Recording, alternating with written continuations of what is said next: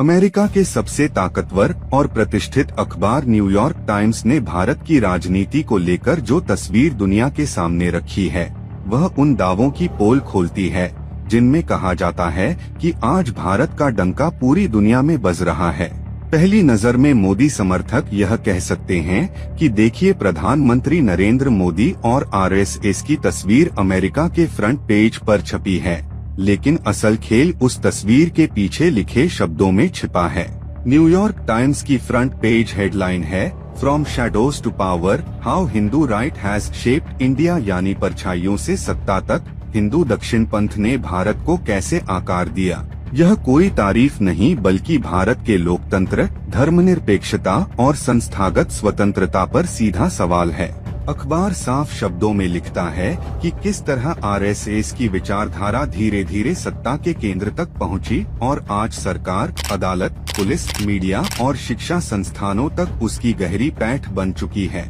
Report के मुताबिक यह प्रभाव इतना मजबूत है कि प्रधानमंत्री मोदी के सत्ता से हटने के बाद भी आरएसएस एक समानांतर सत्ता के रूप में कायम रहेगा। न्यूयॉर्क टाइम्स का आरोप है कि आरएसएस सिर्फ एक सांस्कृतिक संगठन नहीं बल्कि एक राजनीतिक मशीन है जो तय करती है कि कौन नेता बनेगा, कौन आगे बढ़ेगा और किसका राजनीतिक भविष्य खत्म होगा। अखबार यह भी लिखता है कि बीजेपी की चुनावी जीतों को अगर गौर से देखा जाए तो वे असल में आरएसएस की संगठित रणनीति का नतीजा हैं, जहां उम्मीदवार चयन से लेकर जमीनी कैडर तक सब कुछ केंद्रीय विचारधारा के अनुसार संचालित होता है। रिपोर्ट में यह भी कहा गया है कि मोदी शासन में भारत की सर्वधर्म समभाव और धर्मनिरपेक्ष पहचान को गहरी चोट पहुंची है और बहुसंख्यक वर्चस्व की राजनीति को संस्थागत रूप दे दिया गया है। इसी लेख में उत्तर प्रदेश के मुख्यमंत्री योगी आदित्यनाथ को मोदी का संभावित उत्तराधिकारी बताते हुए उनके शासन के दोहरे रवैये पर तीखा सवाल उठाया गया है।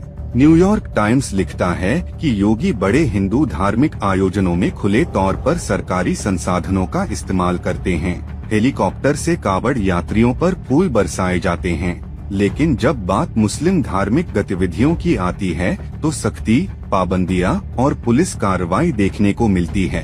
अखबार योगी के उस बयान को भी उद्धृत करता है जिसमें वह कहते हैं कि भारत धर्मनिरपेक्ष है और मुसलमानों को अपना धर्म निजी तौर पर मानना चाहिए क्योंकि आस्था सड़कों पर दिखाने की चीज नहीं है। न्यूयॉर्क टाइम्स इसे साफ तौर पर दोहरा मापदंड बताता है और लिखता है कि जहां एक तरफ कावड़ यात्राओं को राज्य संरक्षण मिलता है, वहीं मुस्लिम त्योहारों और प्रदर्शनों पर लाठियां